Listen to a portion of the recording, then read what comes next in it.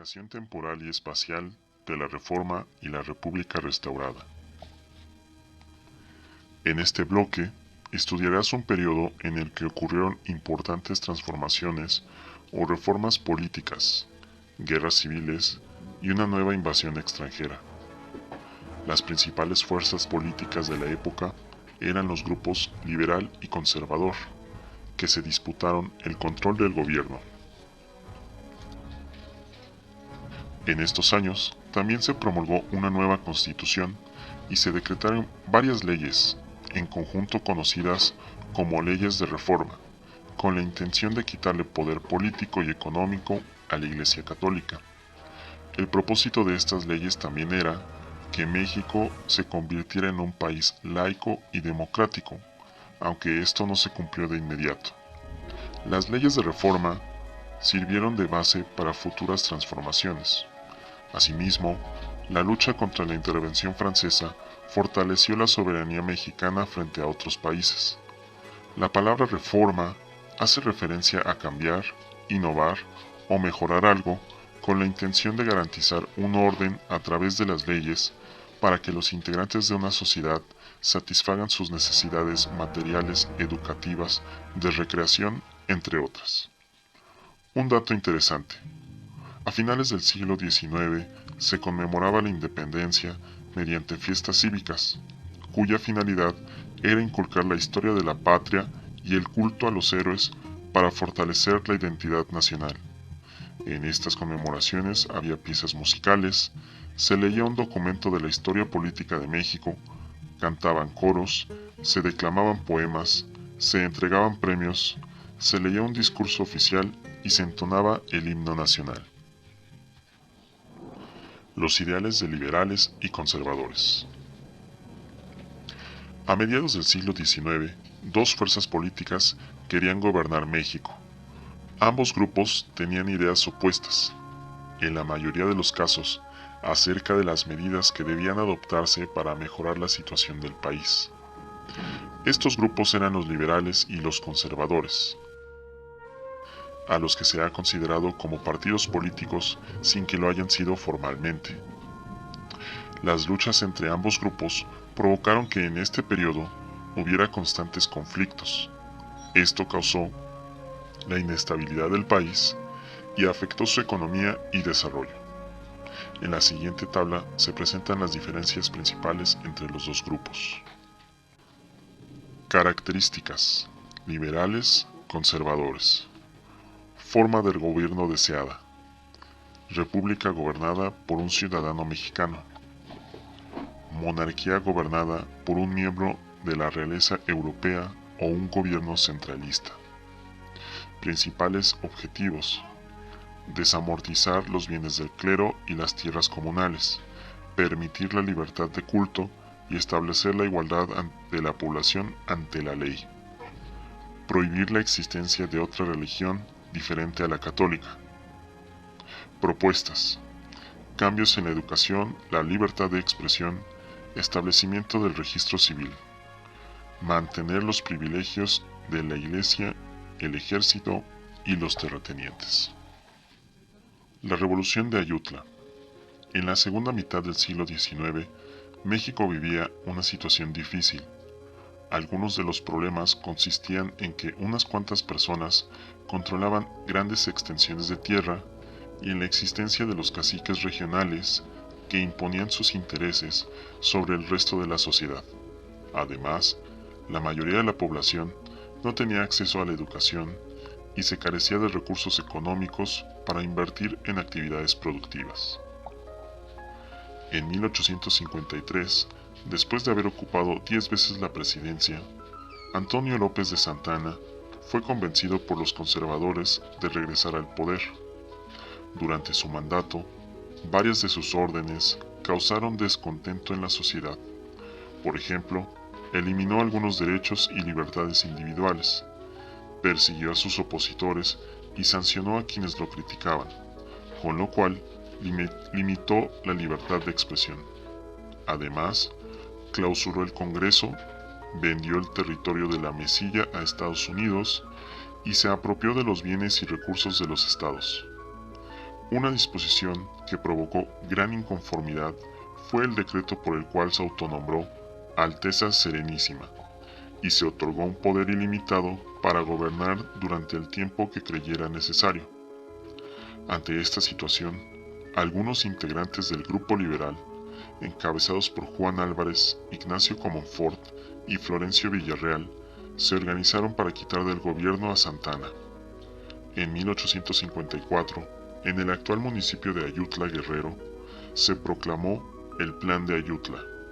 En él se llamaba a desconocer al gobierno y enfrentarlo por medio de las armas. La idea fue apoyada en varias partes del país y así se inició la llamada Revolución de Ayutla.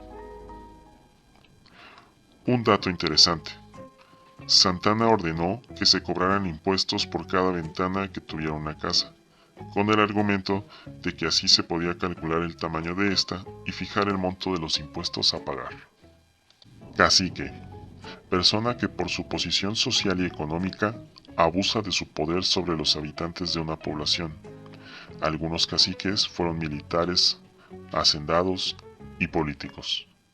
Al año siguiente, el movimiento armado triunfó y Santana fue obligado a salir del país. Con base en el Plan de Ayutla, Juan Álvarez ocupó la presidencia. Luego se organizaron elecciones e Ignacio Comonfort resultó electo. Con esto se inició el periodo de gobierno liberal. El Plan de Ayutla planteaba entre sus puntos más importantes los siguientes. Se desconocía a Antonio López de Santana y a los funcionarios de su gobierno que hubieran desmerecido la confianza de los pueblos o se opusieran al presente plan. Todo el que se opusiera al Plan de Ayutla sería tratado como enemigo de la independencia nacional. Convocaba a la formación de un Congreso Constituyente. A continuación, te presentamos una imagen del manuscrito original del Plan de Ayutla y la transcripción de un fragmento de dicho documento. Plan de Ayutla, 1854. Que la permanencia de Antonio López de Santana en el poder es un amago constante para las libertades públicas, puesto que con el mayor escándalo, bajo su gobierno, se han hollado las garantías individuales, que los mexicanos se hallan en el peligro inminente de ser subyugados por la fuerza de un poder absoluto, ejercido por el hombre a quien tan generosa como deplorablemente se confiaron los destinos de la patria, que solo ha venido a oprimir a los pueblos recargándolos de contribuciones onerosas, sin consideración a la pobreza general, empleándose su producto en gastos superfluos y formar la fortuna como en otra época de unos cuantos favoritos, que debiendo conservar la integridad del territorio de la República, ha vendido una parte considerable de ella, sacrificando a nuestros hermanos de la frontera del norte, que en adelante serán extranjeros en su propia patria. Un dato interesante. Al comenzar la segunda mitad del siglo XIX, se empezó a introducir el uso del sistema métrico decimal, adoptado ya en otras naciones. Su difusión fue lenta, por ello, en las últimas 2 décadas de ese siglo se impulsó su enseñanza entre la población. Sin embargo, todavía en la actualidad, en algunos lugares se usan medidas como la pizca, el puño o la vara, en lugar de gramos, litros o metros. Pregunta a un familiar o conocido qué medidas utiliza y cuándo las emplea. La Constitución de 1857. Una vez en el gobierno, los liberales propusieron una serie de reformas para transformar la situación y la economía del país y para restar fuerza a los grupos privilegiados. Las primeras leyes que promulgaron fueron la Ley Juárez, 1855, que quitó privilegios a los miembros de la Iglesia y del Ejército y estableció la igualdad de todos los ciudadanos ante la ley. La Ley Lerdo, 1856, que buscaba propiciar el progreso económico poniendo en circulación bienes y capitales de las corporaciones civiles y eclesiásticas. La Ley Iglesias, 1857, que reguló el cobro de los servicios realizados por la Iglesia Católica, como bautismos, entierros y matrimonios, entre otros, para que no se afectara a la gente sin recursos. Al mismo tiempo, los liberales convocaron a un Congreso Constituyente para elaborar lo que hoy conocemos como la Constitución de 1857. Tenía un carácter federal y muchos de sus artículos buscaban modernizar el país. Sin embargo, en el Partido Conservador, algunos miembros de la Iglesia Católica, militares y terratenientes se opusieron a esta legislación porque afectaba los privilegios que tenían desde la época virreinal. Por ejemplo, antes de la promulgación de estas leyes, si un sacerdote o militar cometía algún delito, no podía ser juzgado por la ley porque contaba con fuero. Esta situación de inconformidad daría origen a una nueva guerra. Los conservadores se alzaron contra el gobierno y buscaron el apoyo de un país extranjero para evitar la aplicación de las nuevas leyes. Corporación. Organización cuyos miembros son los únicos que pueden decidir sobre ella en asuntos como gobierno y administración. Ejemplos de corporaciones son la Iglesia Católica y las comunidades indígenas. Terrateniente. Persona que posee grandes extensiones de tierra. Fuero. Privilegios otorgados a ciertos grupos o personas por su posición o cargo en el gobierno o en la Iglesia.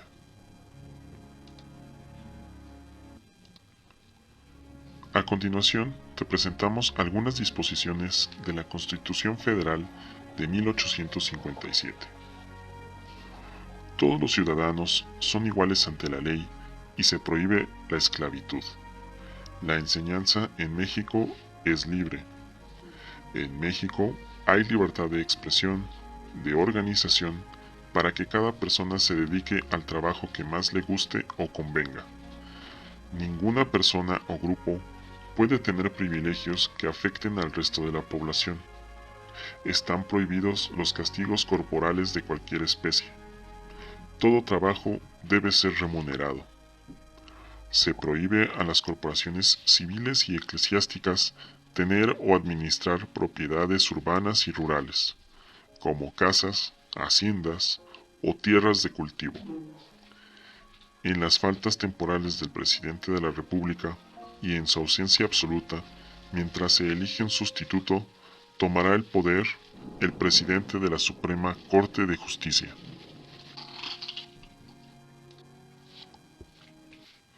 La Guerra de Reforma.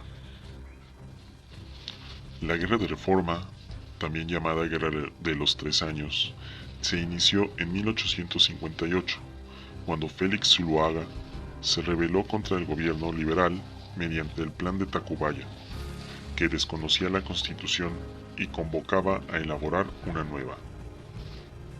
El principal motivo de este conflicto fue que el grupo conservador, la Iglesia Católica y gran parte del ejército rechazaban la Constitución porque afectaba sus fueros y propiedades. Por ello, los conservadores lucharon para defender sus privilegios y los de la Iglesia. Por otro lado, los liberales defendían el cumplimiento de la Constitución. Tras el estallido de la guerra, el presidente Ignacio Comonfort se vio obligado a dejar el país. De acuerdo con lo establecido en la Constitución, lo sustituyó el presidente de la Suprema Corte de Justicia, Benito Juárez. Por su parte, los conservadores se apoderaron de la capital y nombraron presidente a Félix Zuloaga. Finalmente, los liberales vencieron y en 1861 Benito Juárez hizo su entrada triunfal a la Ciudad de México para establecer su gobierno. Durante la guerra, el gobierno de Juárez promulgó las llamadas leyes de reforma con el propósito de limitar aún más la influencia de la Iglesia Católica. A continuación, se presenta un resumen del contenido de dichas leyes. Las propiedades de la Iglesia pasarían a ser bienes de la nación. Los nacimientos, matrimonios y muertes solo podría reconocerlos el registro civil. El gobierno administraría hospitales, cementerios y establecimientos de beneficencia sin la intervención de la Iglesia. Se establecía la libertad de culto, lo cual garantizaba que cada persona pudiera elegir su religión. Estas leyes resultaron muy importantes y sus ideas prevalecen hasta nuestros días. Por ejemplo, gracias a ellas, los mexicanos podemos elegir la religión que mejor nos parezca o ninguna. Además, gracias al registro civil, el gobierno puede llevar un control de la población. Desde nuestro nacimiento queda un registro de quiénes somos, de dónde venimos y nos identifica ante los demás.